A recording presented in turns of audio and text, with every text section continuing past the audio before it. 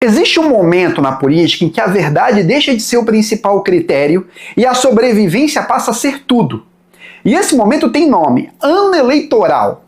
É nesse período que você começa a ver decisões que à primeira vista parecem incoerentes, contraditórias, até decepcionantes. Mas quando você entende o jogo que está sendo jogado, percebe que muitas dessas decisões não nascem da convicção, nascem do medo. Medo de perder apoio, medo de perder voto, medo de não se manter no poder.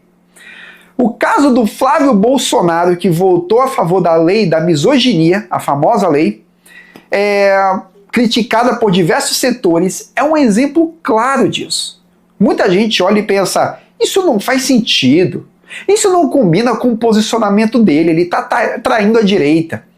Mas a política, principalmente em período eleitoral, não funciona apenas com base em coerência ideológica, ela funciona sob pressão. E essa pressão vem de um fator muito específico: a percepção popular.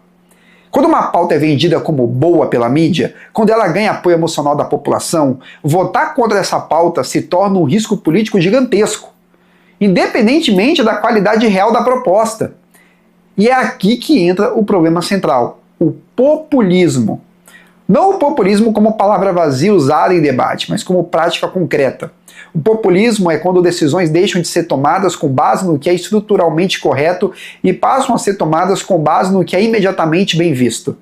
É quando o político começa a calcular não o impacto real de uma lei, mas o impacto eleitoral daquela decisão.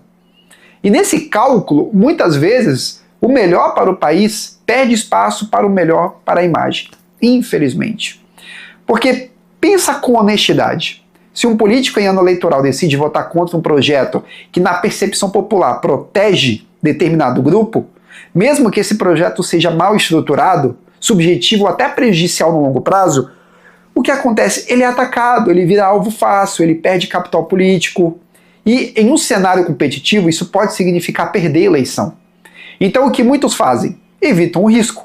Jogam seguro, votam a favor, não necessariamente porque acreditam, mas porque não podem se dar ao luxo de contrariar a narrativa dominante.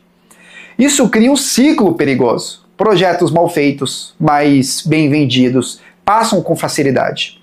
Debates sérios são substituídos por apelos emocionais, e o Congresso começa a funcionar não como um espaço de construção racional de leis, mas como um palco de gestão de imagem.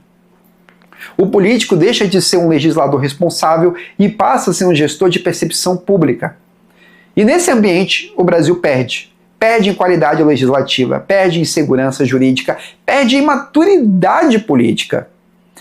E o mais grave, isso não é um caso isolado, isso é um padrão.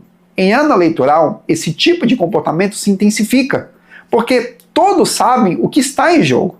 Mandatos, poder, influência, e poucos estão dispostos a arriscar tudo isso por uma decisão impopular, mesmo que essa decisão fosse a mais correta.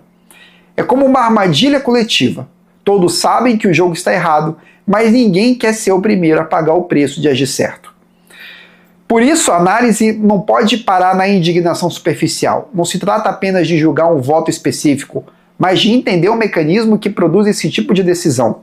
Porque enquanto a política foi guiada pelo medo de perder a eleição, e não pelo compromisso com a verdade, esse ciclo vai continuar se repetindo.